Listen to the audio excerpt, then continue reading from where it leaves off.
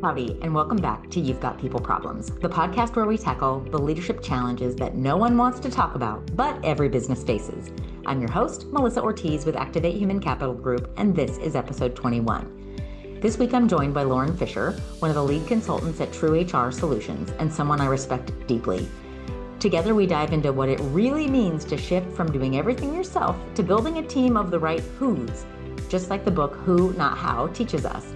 If you've not read the book, I highly recommend it. We talk about what holds leaders back from letting go, the power of intentional hiring, and why having the right support can change the game entirely. If you're tired of spinning your wheels, trying to do it all, this episode is for you. Let's jump right in. Howdy. My name is Melissa Ortiz, and I am here today welcoming Lauren Fisher onto the You've Got People Problems podcast. Well, that's a lot of P's. A lot of P's, yeah. Welcome. I'm excited to be here with you. You are one of my favorite discussion partners in this space, Lauren. So I'd love for you to introduce yourself and tell us a little bit about your business. Yes, thanks for having me. I appreciate it. So I'm Lauren Fisher. I'm a, senior HR business partner with a firm called True HR Solutions. Recently merged with a larger company, One Digital, if you're familiar with it. So we are HR consultants, business partners, kind of, as I mentioned, where we work with different size companies in every industry you can imagine, kind of helping them navigate their people problems in so many ways, sometimes proactively, sometimes reactively, and everything in between. So again, we do assessments, strategic, a lot of compliance as well. So yeah. Can we reflect just for a moment on how many shared issues there are across all these industries? Because they all think they're unique, right? And in my experience, it turns out they have 5% of the same problems. Correct. Yes, because they're all dealing with humans, right? And there's a whole uniqueness that comes with that in generally, they're going to deal with a lot of the same issues. I think some industries are a little bit more unique, right? Like in the nonprofit space, I'll see maybe a different type of workforce where you see more mission-driven advocates, right? That makes them great at what they do, but they don't turn that off as employees. So they're advocating and mission-driven in a lot of ways that are great, but create challenges. So some industries have some differences, but you're dead right. For the most part, people are people, and they're going to deal with a lot of the same issues. Yeah, it's interesting as I think about the nonprofit space.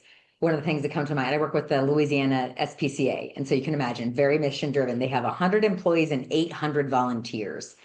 And it turns out, like from an engagement perspective, they have the same needs, whether they're paid or unpaid employees. And so I'm always fascinated by that aspect of the world. Yeah. Yeah. They're all shooting towards the same goal, whether they're paid or unpaid, right? So similar needs. Exactly. Well, for those of you who haven't met me, my name is Mel Ortiz, and I'm obsessed with what makes people tick, what makes them effective, and how to get them into the right seats. I do work called talent optimization, where we make sure we have the right butts in the right seats, that they're aligned and engaged so that they can perform at high levels for themselves, for their own career path, for their companies, internal and external clients, and oh, by the way, for our overall profitability as companies. So I'm always looking for great discussion partners like Lauren, and great tools and great tips and tricks. So hopefully we'll get some good value out of today's discussion, which is about who, not how. So Lauren and I were talking about, before we hit the record button, about this shared love of this concept and book called Who, Not How. And so I thought we'd kind of talk a little bit about what is the summary of the book? What is the point? What are some of the pitfalls? What are some of the frustrations that leaders experience that they need this concept in their lives, whether they have or have not read the material? So give me your 2 cents. When you're recommending this book to leaders, why and what do you hope that they get out of it? So this book, it's Dan Sullivan and Benjamin Hardy wrote the book, and they wrote a series of books, and they're really from an entrepreneurial perspective. But what I found is they're so relatable to every leader in an organization. So the concept of this book is much more about kind of getting out of the way of the people you hired to do the job, right? And so, a lot of times business owners, entrepreneurs, just leaders in general, Really spend a lot of time, attention, energy, money on strategy and how are we going to solve this problem? How are we going to grow? How are we going to expand? How are we going to get over this hump? When a lot of times they're not the right person to figure it out. They've never been there before. They've never had that challenge. They've never had that experience. So it's not a matter of how they're going to do it, because maybe they can't figure it out, but who's been there, who's done that before, who's managed this challenge and then some, and let them figure out how to get through that, how to expand, how to grow, how to put that strategy in place. So sometimes that comes from hiring the right who, sometimes that comes from an outside advisor. Sometimes there's someone internally that hasn't necessarily been empowered or asked to come up with a strategy. So yeah, kind of the big point of the book is not focusing so much on the how, but if we can spend the energy to figure out on who the best person is to kind of solve this issue, we're going to move 10 times faster than trying to beat our head against the wall. There are a couple things that for me that really struck me in this book. And one of them was that I've been working on like people's natural talents, right, for the last almost 20 years, and how each of us have these superhighways in our brains that are totally different from everyone else's superhighways. And so if we figure out who the right person is and we let them use their superhighways rather than trying to make them use ours, which for them look more like gravel roads that are clunky and slow and loud, it frees them up to find their own path. And so manage to outcomes rather than approach has always been a mantra of mine. And I was like, oh, who not how is way more efficient in a way to say that. And I think the other reason that it really struck me was I do so much work with the predictive index, helping companies define who is the who, what is this ideal aptitude of a candidate, whether it's for, I did a VP of operations this morning, sometimes it's for a quality control specialist, all convenience store clerks, I mean, you name it, there is an ideally suited human. And if we can find those up front, no matter what their resume says, if they've got the aptitude, we can onboard them so much more efficiently. And their how will be incredibly efficient because they just see it the way they need to see it to be effective. 100%. And that's kind of where, a lot of my coaching conversations with leaders, this concept is super freeing to them. It's a hard one for them to understand because they've been the ones that have to do it, get it done, push through. But once you can kind of get them to understand it, it's actually incredibly freeing for them. And then once they see it in action, it's not just a who to execute what they thought was a good idea. When they bring that who in, it's like, their idea is 10 times better than anything they could have thought of because they're the right person for it. So, it's not only executing whatever strategy they thought quicker, but it's actually putting a better, more thoughtful strategy in. And like you said, and this is where you and I can geek out all day because the work you do with predictive index is super helpful because who's look different and there's different skills and different strengths that make that who a good fit for whatever that role or job is. And so being able to, I guess, diagnose that or understand it up front is super helpful for my leaders to understand and then stay open and curious that, hey, they're going to have a different way of solving it because of how they're wired. And that's a good thing, right? So and even just knowing how they're hired. I have to give you this example from literally the last 24 hours, 22 hours. I got an inbound email on my website saying, hey, I've used PI really successfully in the past. I'm a CEO in Virginia of a venture capital company. And I need you to run a PI on these 3 candidates that I've got for a VP of operations role. I need to know how they tick before my board's really pushing me to make an offer. And I was like, it's 4:45 my time. It's almost 8 for him. And I'm like, yeah, absolutely. Here's how I do this. And I can talk this evening if you want, because you've got a lot of urgency behind this, or here's my times tomorrow. Sends me an email back on it. I'll call you in 20. Like, great. So he goes, here's what I want. I'm like, great, I'll send you the links. I'll set up the profile. We can meet tomorrow and finalize your ideal. And in the meantime, these candidates can take the PI. Then we'll compare them. We'll already have them. And in 30 minutes this afternoon, because he already had the context around it, he's like, this is exactly what I suspected. This guy's cognitive is too low. It's going to take him too long to get up to speed. This guy has a higher sense of urgency, which I'm coming off somebody who didn't have enough urgency and they made me crazy. He goes, thank you for confirming what I suspected and giving me a few of the key questions to ask as I go to the offer stage. And it was amazing how he already had context and we were able to just rapid fire get him the information he needed to make a really informed decision. So when it Well, comes in late in the process, it's still you helpful. you gave them like a dartboard to shoot for, right? And Yeah. understanding where it's like so many of my clients are shooting in the dark, and they're like, especially on roles that haven't existed before, it's even more critical. That step is skipped of like, what does success look like? What are we looking for? One of my clients, one of their strategies is that, like a tech company, one of their strategies was to create this unique role that was focused on just one of the strategic kind of verticals of technical product that they were looking to have, and they'd never had it before. And, in their mind, it's just kind of finding someone an expert in that. But without taking the time to look at what success looked like, metrics, being able to hold them accountable, the other qualities they needed, unfortunately, whether they found the right person or not, there was no way that person could be successful. So we saw turnover multiple times in that role, ultimately for the company to completely change strategy and say, that's not the right strategy. We need to do something else. And it's like, well, could have been. I don't know. We didn't kind of do the work. I came in after the fact to kind of assess where they've been and how that's worked, and it didn't work. But using people as a strategy isn't a bad strategy, but taking the time to define that role and what's needed is critical, because turnover, and especially for this company, was wildly expensive.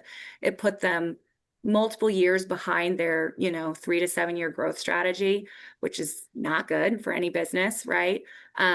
So yeah, there's hard and soft costs to not getting it right. The energy that comes with a winning team when we have the right people in place is so magical, right? I think about the times in my career when I've had a team around me that just gets it. They operate well together. They operate well in their own roles. They know they're all adding value. There's this quote I love that I so often say on that podcast, that we all want to be valued members of a winning team on an inspiring mission. And it's 100%. like, God, if we can get those three pieces met, we can do anything. And there's so many people problems that get in the way, whether it's personality conflicts, whether it's, someone who's too stuck in the weeds or. Well, and what you just mentioned, like that is the entire role and responsibility of leaders. So it's not just strategy. It's not just, what are we going to do? How are we going to get there? But it's having a compelling vision that you can articulate for other folks to be excited about and execute, right? And feel like what they do matters. So yeah, I mean, those 3 points you just mentioned, 100%. That's, a lot of times leaders, what I will hear a lot of time when I'm coaching managers is, I don't have time to coach them. I don't have time to correct them. I don't have time to develop them. And it's because they're doing their job, right? Or their individual contributor parts of their job. And I'm like, that is your job. That is 100% your job. That's why you're a manager or a director. It's carving out some of those individual contributor responsibilities and saving space for developing, training, hiring, clarifying expectations. But way too often I hear, I don't have time. It's like, ugh, you don't And have you know time not why? I have to. so many clients who don't really value the role of a manager, of a coach. Mhm. And so what they do is they put these people in these player coach roles. They're Mhm. like a lead. And then all they incentivize and reward and recognize is your individual contributor portions. They don't put any spotlight on the importance of the manager coach role. So guess what they focus on? Where they get attention and reinforcement. And it's just like this self-reinforcing loop that, but what about a sports team without a coach? Where does that leave them? Nowhere. And can we please go back to Ted Lasso for 1 minute? 1 minute. I love Ted Lasso. Love me some Ted Lasso. If I hear player coach one more time, right? Like in our space, we hear it all the time, and it means something different to every company. So I really have to like dig deeper as far as what they're talking about. But you're dead right. Compensation is usually not around how they're managing team. It's usually their individual contributor responsibility. So of course they're incentivized to do that. And then they still have their responsibilities to keep up with that are individual contributor. And so there's really no space. It's not rewarded. It's not recognized.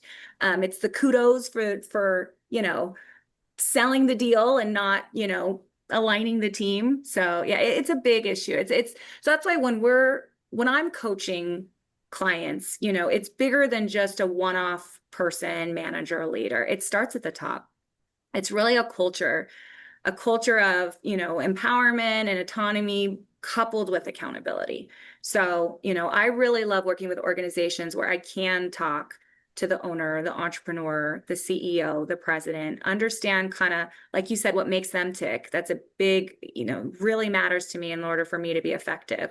Because if I can understand that at the top level, it's like, okay, now we have a chance kind of moving through the organization in a way that's meaningful, where we're going to get adoption and reinforcement. Otherwise, there's not much change that's going to happen, even with coaching. So I want to go, you said three words that I think are critical for us to dive into: empowerment, autonomy, and accountability. So one of them, the first two, maybe, I think are really hard sometimes for leaders to let go of if we're going down this who, not how path. Empowerment and autonomy. I'm going to give you the rope to hang yourself, is I think how they see it. How do we help them even cross that chasm to be like, all right, Lauren, you can run with this ball. You got this. I'm going to hand you the baton. Go for it. How do you help them cross that chasm? So it really depends. I would say, if we're hiring for a new individual role, it's doing that work up front you and I just talked about, right? Of what success look like, putting those metrics, KPIs, and accountability in place. You don't have to micromanage, and you can kind of look at results. When you're talking about entrepreneurial organizations that are, founders are owning and running that, a lot of times they're very passionate about it and they can't let go. And, so it's getting them to understand, like, you've built this beautiful baby, and now it's time to kind of back off a little bit and let folks that have been there, done that, add to it. So it really depends on kind of how to approach it. I usually start talking about trust. So big fan of Franklin Covey. Speed of trust. I train and coach on that all day long. So if we're going to talk about accountability, empowerment, all of it, it starts with trust. And building and earning and gaining trust looks like a lot of different ways to a lot of different peoples, but at the end of the day, it takes time. And it doesn't happen overnight. You have to take a leap of faith and extend trust if you are going to gain trust. So I usually start with kind of speed of trust with folks, understanding that different behaviors, different communication aspects will either erode or build trust. And once you can start to work down that path, you find leaders start to be able to let go, right? So let them do, and also understanding failure is not bad. That's another thing I have to get across. If we want to innovate and grow in any way, shape, or form, we have to fail, but we have to fail fast, right? So failing and failing fast is the beauty of innovation. That's what happens. And so understanding you can't save everybody from every mistake. You've got to let them fail. And then there's a coaching opportunity, a learning opportunity that either you can help them find, or a lot of times they'll find themselves, especially if it's the right who. And then we learn from it and we move on. So it's kind of getting them to reestablish a relationship with failure so that they can understand how to build trust and then ultimately let go and empower their team. It's a bit of a mix. And you know that one of my hot buttons and my soapbox is all about how managing people and raising kids is exactly the same skill set. And when you were talking about this and letting people fail as parents, God, it's so hard to let our kids fail. And like I made this Herculean effort. My daughter's 11. She's in 5th grade. She's applying for the leadership program in 6th grade. Junior high starts in 6th grade here. And she had her application done, but guess what she did? She forgot it in her classroom, and it was due like at whatever 7:30 the next morning. And so I like make this all out effort. I find a friend of mine who's a teacher. I get her to let Virginia into the school to get this stupid packet out of her desk so she can turn it in on time. And should I have let her fail? Oh, God, maybe, but I just couldn't bear it because I'm like, all these cool things are coming your way. And so I'm like constantly the catch-all for them. And long term, it doesn't really benefit them. And it is one of my hardest parenting let goes. I think I have an easier time with my team than I do with my employees, but honestly, I probably struggle with both because it's like, I don't want them to fail. I don't want them to fail in front of the client. I don't want them to fail for each other. I don't want my kids to fail in the classroom.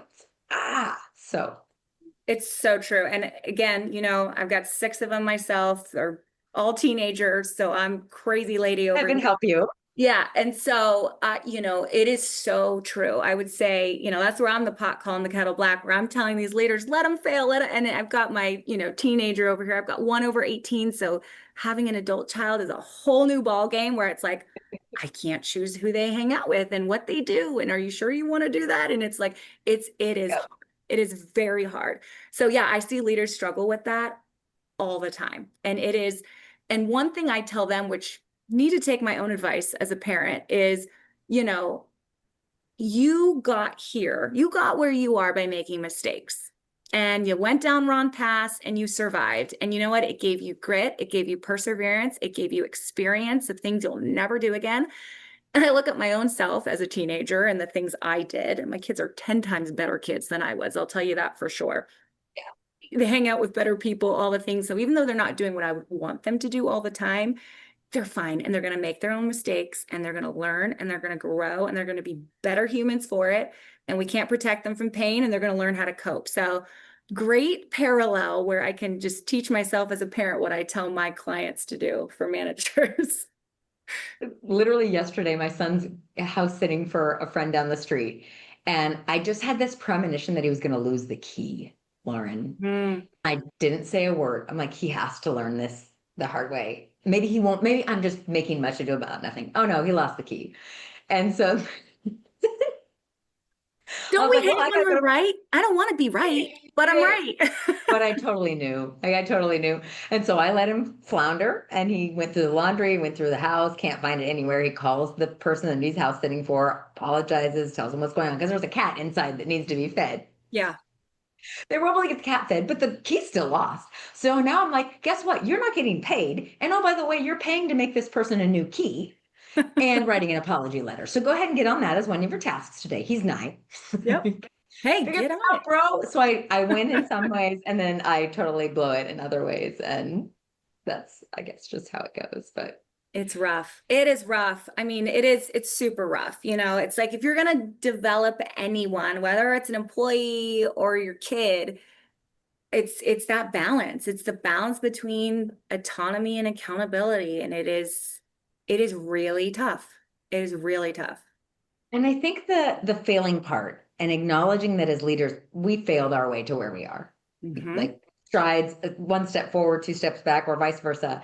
And one of the things I love about the entrepreneurs organization that I'm a part of, they have a rule that you are not allowed to give advice because the idea is that all of your advice comes from an experience. Well, guess what?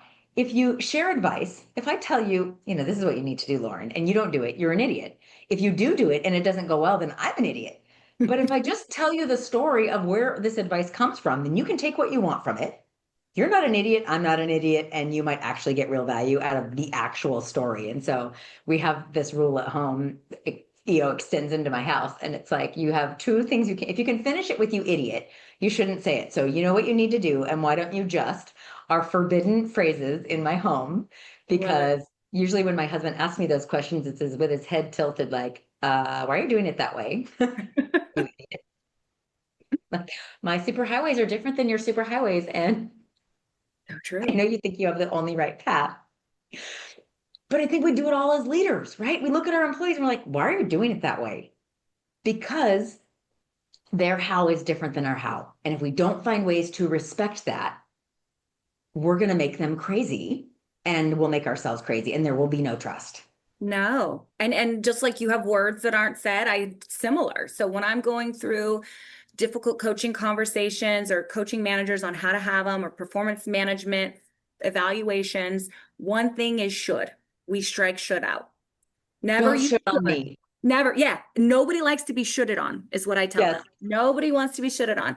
So this idea of should is so rigid. It means I know better than you know. This is way is good, not way, versus staying open and curious, right? As far as, well, how did you get at that? What made you? I mean, there is right or wrong ways to do stuff. So I'm not saying it's an open book, but you can find any sentence you would use should for. You can rewrite that way more effective in a way where the person is going to actually maybe learn more and not be defensive. So should is one of those things that I try to get out of leaders' vocabulary as much as Okay, go possible. down this path for me. So there are ways we can rephrase. Continue. What can we do better? What should we do?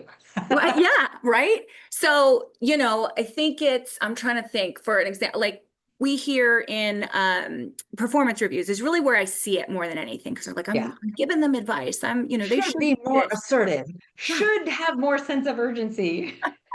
So like, for example, responsiveness, right? It's constantly a struggle. It comes up in reviews and, you should respond to emails in 24 hours, right? So a way to reframe that to where it doesn't feel so kind of top down, but we're clarifying expectations is, the expectations from our customers is that we respond in 24 hours, right? That just right there looks very different, right? We're not letting them off the hook.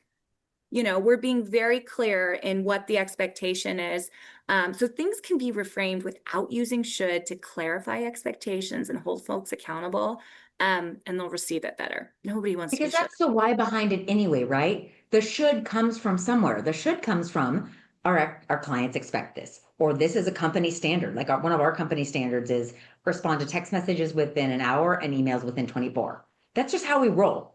And Mhm. so knowing that, if you're in violation, then that's you're not rolling the way we roll, and that's important to us. Well, and that's where, HR or people problems extend so much more than just, what people think as far as compliance goes. Like when I get involved with a client, I want to know their mission, their vision, their core values. I want to know what expectations their clients and customers are expecting and what we've publicly said in marketing that we're going to uphold, because those are the whys behind the performance management discussion, right? It's not do it because I said so or because you should. It's, our clients deserve this. They expect this. We've told them this. We've committed to this. And when we're not committing that, that's an issue, right? And so when we go back to the why in a performance management conversation, we're holding folks accountable in a way that they agreed to do. We all agreed that this was the standard, right? We've all agreed this is the standard. So it's not me calling you out that you didn't meet the standard. It's a fact. We're acknowledging, we fell short of client expectations in this way. And, this is an area that you own. So help me understand how we got here and what can I do to help make this not happen again? You used one of my favorite Ted Lasso concepts, be curious, not judgmental. Yeah. And this applies so much when we're thinking about how do we get out of this should game, being curious about where they're coming from. Nobody shows up to suck at work. No one wants that. So they clearly had a reason in mind, whether it was they thought something else was more important, very likely. They weren't clear on the priorities. Fine.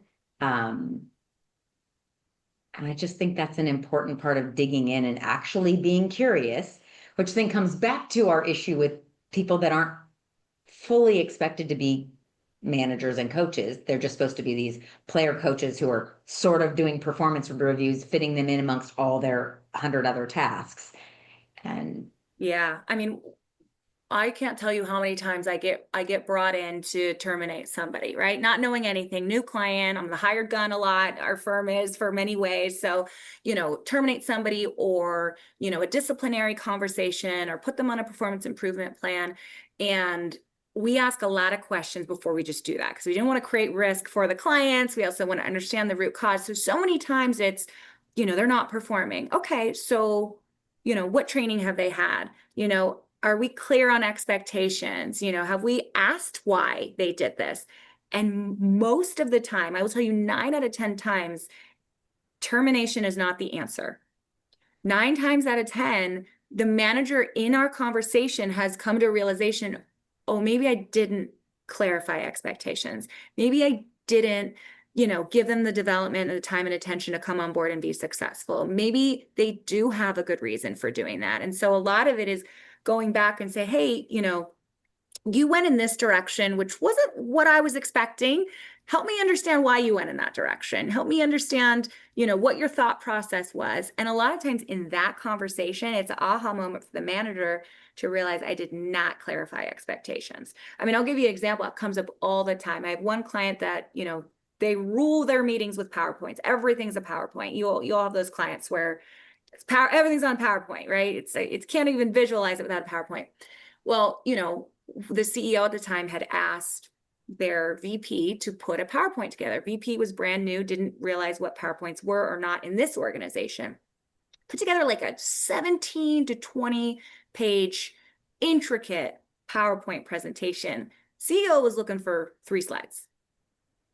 Okay. So there's a lot of assumptions, especially, in a company where you have long-term employees and long-term leaders where they're just kind of institutionalized with how that company does it.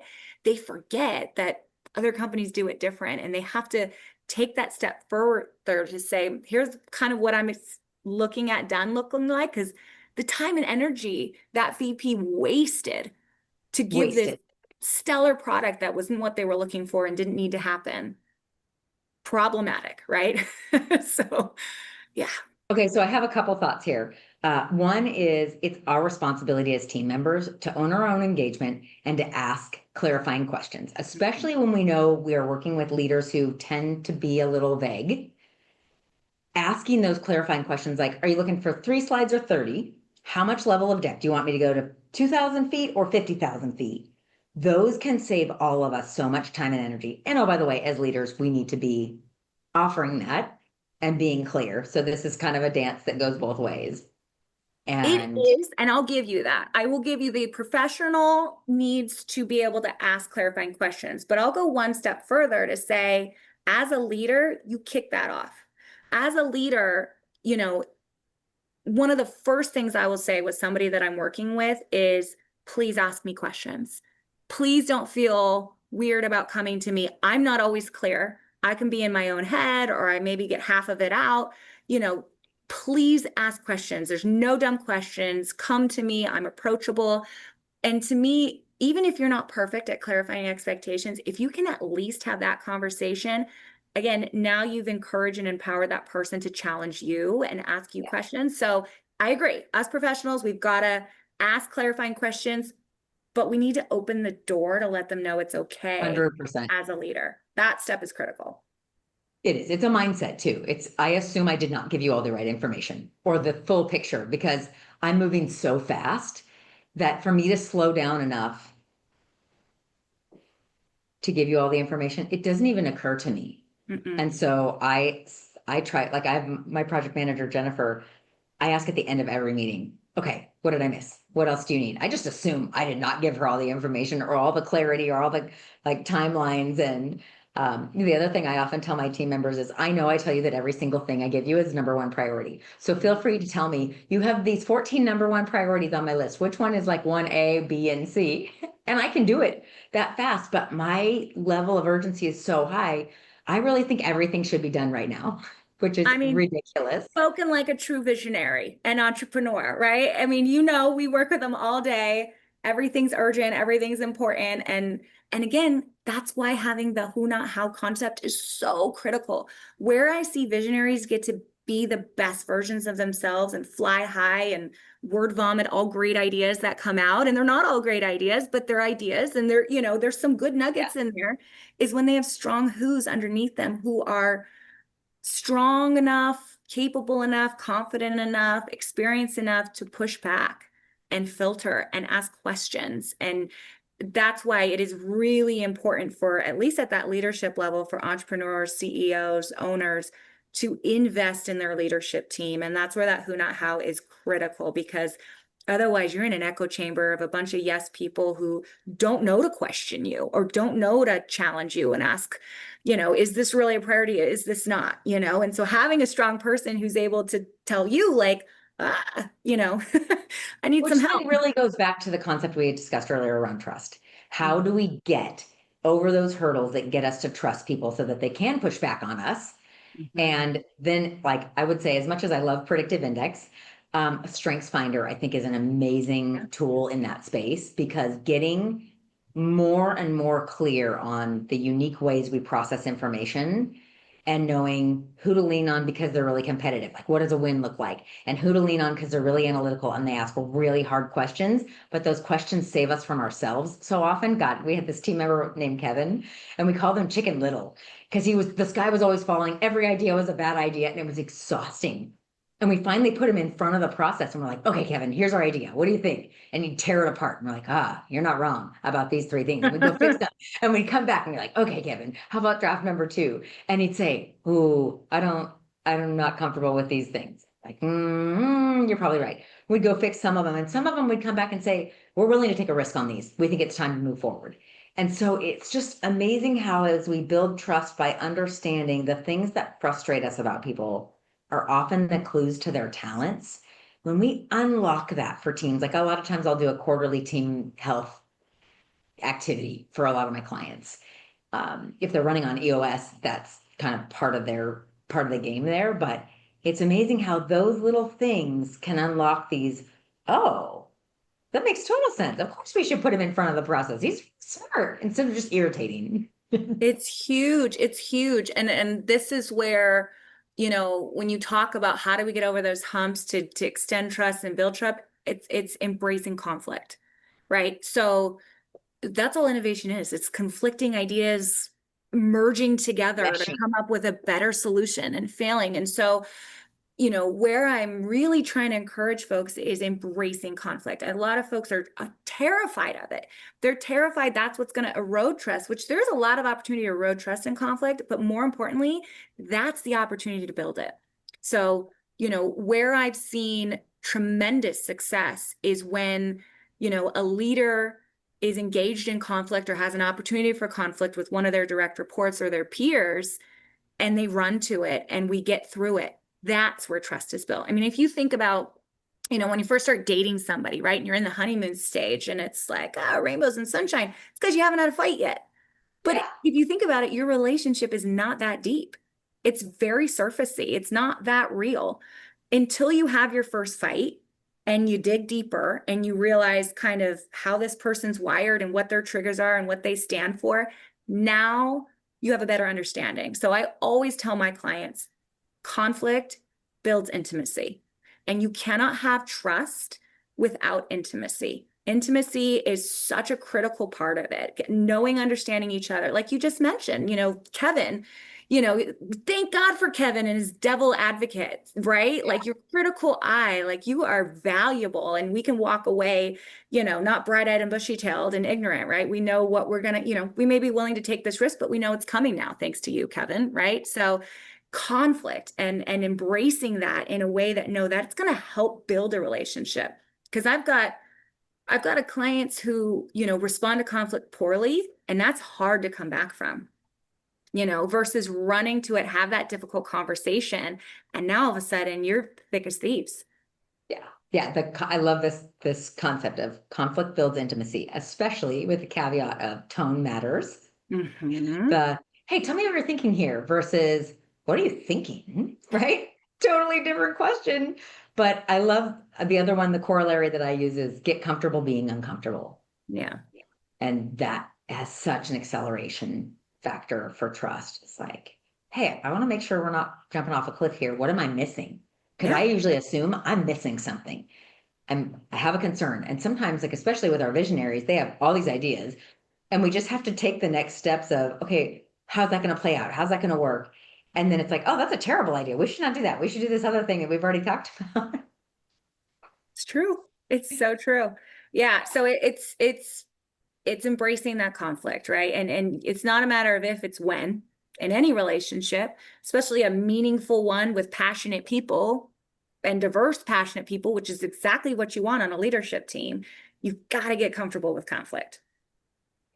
Which really then I think at the root of all of that is respect. Do I have respect for the person that I'm in conflict with? And that usually dictates my tone and dictates the speed at which we'll move through this to a productive outcome. Because if I don't have respect, all I'm doing is deteriorating that relationship. Because I'm telling you, I think you're an idiot when I lean into that conflict.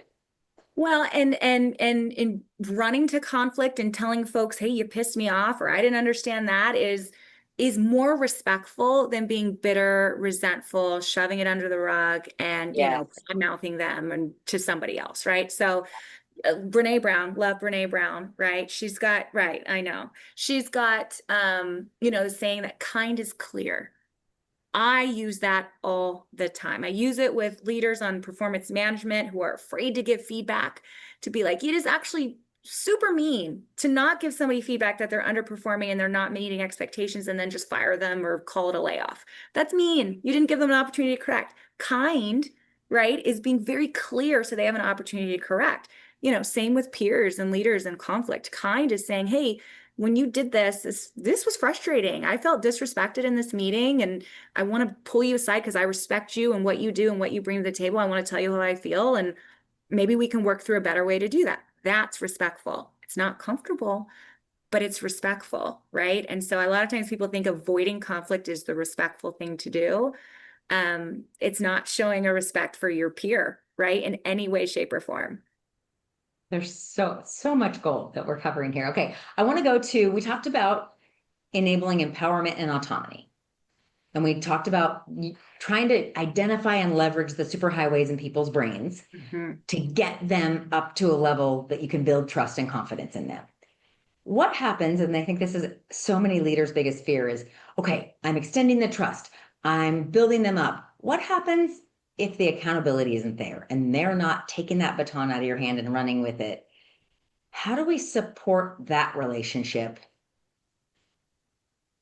I think it's running to the conflict and having that difficult conversation. So going in open and curious, like we're talking about, but going in and again, if the work's done up front to define the role, success, the metrics, holding accountable, it's easy to see when they're off the mark, right?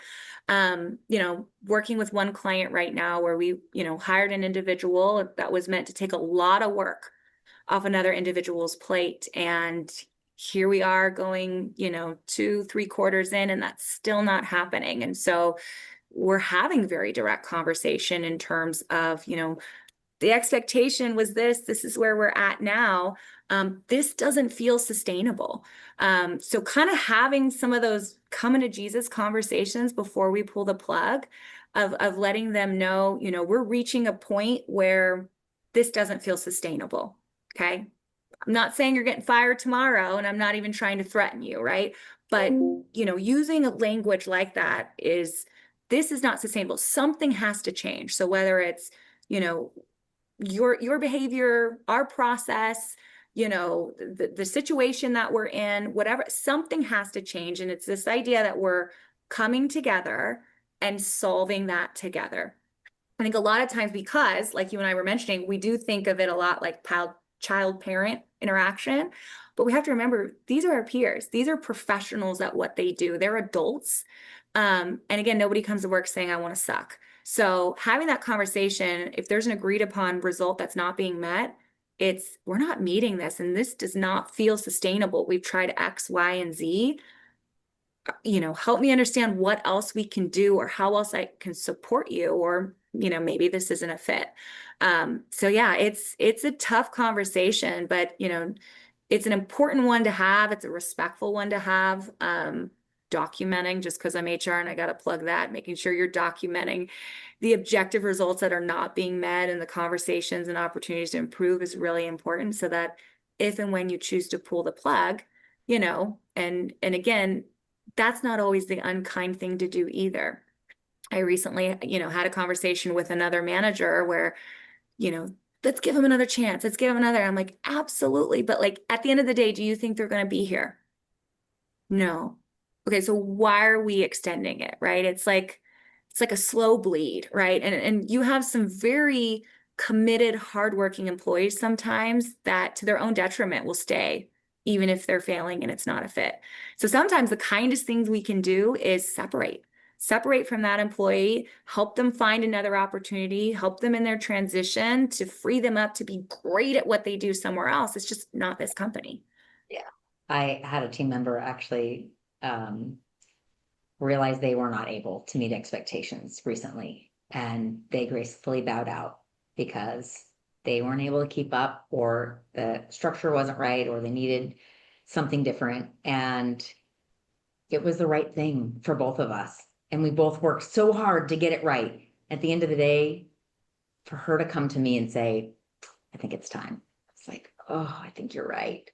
But that level of courage, and because we had the metrics that continually were not being met, the writing was on the wall. And so she took it upon herself to make it hers rather than mine, which was basically where I was too. And I think it was really sad for both of us, but it was right. And so, if we go back to this concept of accountability, of doing the upfront work to set those expectations, continually making them visible for both of us to see, And then at the end of the day, entering the danger zone to say, okay, here's where we're at. We've already done a performance improvement plan. We're still here. What should we do? Yeah. And And the tough one, because when we get brought in at an organization where they want improvement or increasing in accountability, it's start with the end in mind, right? So to me, it's like, if you're saying you want to put some accountability in place and you want our way to support, you need to be prepared to, if it doesn't work out, making the tough decision.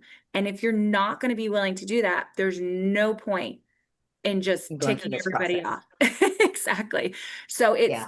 obviously that's not the goal we want, but sometimes that's the best decision. Because I mean, like you mentioned, everyone's got their own strengths and superpowers, and it's not always valued at that organization because it's not what that organization needs. But there's another organization out there that would be stoked, that would be a great fit for them. So, we're not attacking the person, but the problem, right? And the problem is it's a square peg round hole, right? Yeah. And there's a square hole out there for you that's going to be great. And let's help work you to that transition in a dignified way.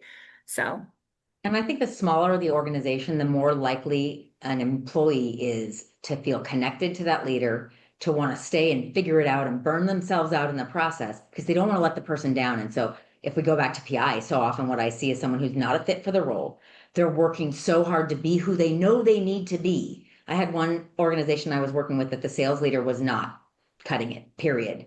And if we looked at it, there's self and PI is your natural rubber band at rest. Self-concept is how am I stretching to be effective in my role? And I was working with the HR leader looking at this sales leader's PI and saying, okay, I think this person's a misfit and here's why. And she said, well, what would an ideal candidate probably look like? And I said, well, generally speaking, it looks like this. Oh, it looks exactly like this stretch zone for him. He heard the message. He was just burning himself out, trying to be who he needed to be, and he didn't have the aptitude. So it wasn't coming off as genuine. It wasn't effective. But God love him, he was trying. And that kind of stuff just breaks my heart.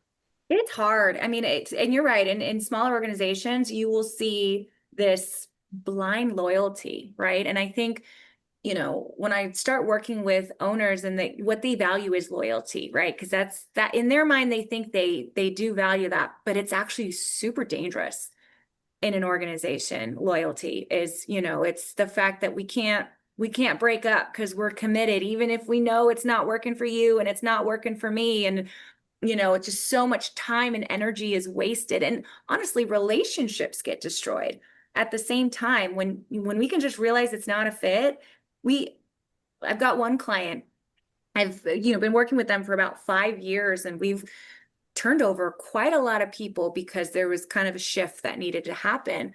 But I'll tell you, more than half of those separations, we still talk to, we still chat with. I've got one that texts me Happy Mother's Day every Comes Mother's back to Day. respect.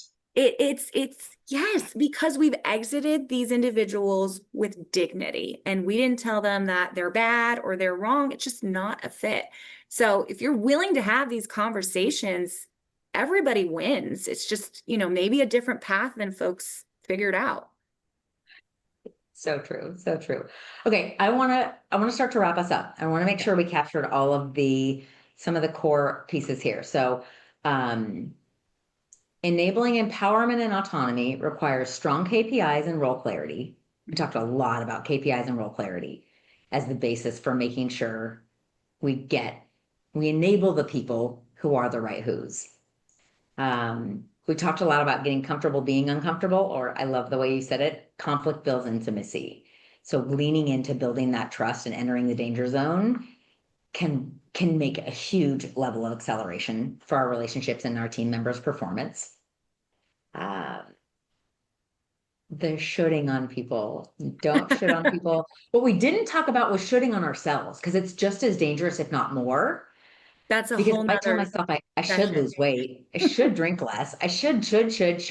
All I'm just doing is telling myself how terrible person I am. It's not I'm going to. It's not I want to. It's I should. And then I'm like, oh, I'm gonna have a glass of wine. That's a whole nother session for sure. And that's kind of what I remind leaders too, is like, you don't need to beat them up. Most of the time, especially high performers or, folks, they're beating themselves up already, right? They need someone to say, no, that result's not okay, but hey, we're going to learn from it and it's okay moving forward. What are we going to do about it? So yeah, shitting on ourselves. That's another one. And then I think the other thing that really stood out for me is when we're thinking about our way versus just the outcome we actually want to see, and freeing people up to do it their way, which will be their most efficient way. And as long as we buy into their process, I'll give you an example. I had a client yesterday I talked to that was talking about an employee who always brings all these ideas that are exponentially more complicated than they need to be. And he's continually paring back the ideas to their simplest form so we can make them happen, but not make everybody on the team crazy with the level of detail that are needed to implement them. And that's probably a balance between their way and his way. But at the end of the day, he's the CEO and he gets to decide, and he's got the bird's eye view versus, I'm the finance person and I want it done this way. Mm-hmm. Well, it turns out the people that you are giving that work to aren't even in an office every day. They're between trucks and operations, and they need something that's quick and efficient. They're not going to sit and do data entry for 45 minutes on every piece of information. No. And that comes up a lot when I have companies that are going like uber growth mode, or they're trying to expand or acquire, whatever that is. They're trying to oftentimes build on top of whatever they had, whatever foundation they previously had. And what they don't realize is with more and more pressure that they're putting on that initial foundation, it's going to break. Because, I've got one client right now, we're really trying to grow, and that means grow revenue and move really fast. And I'm like, we are not built for that right now.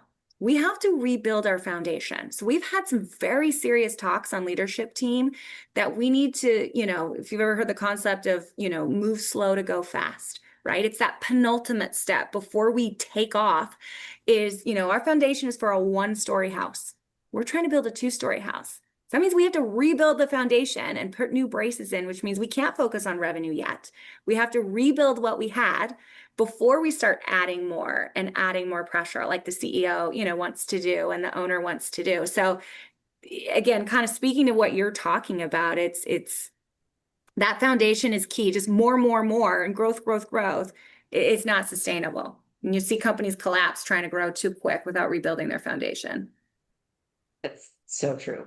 Okay, and then the last note I have here is our book recommendations. So we talked about not just Who Not How as a great book, but also Speed of Trust. Mm-hmm. I think are some really good finds here.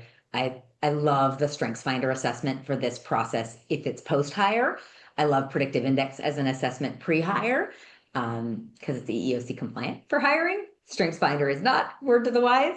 But I feel like there's so much value here, Lauren, that we've covered for leaders. Thank you. We could have made this a 3-hour session. So thanks for participating in the abridged version. But if people want to get a hold of you, how should they do that? They can find me on LinkedIn, Lauren Fisher. Also my email, Lauren at truhrsolutions.com, True HR Solutions, no E.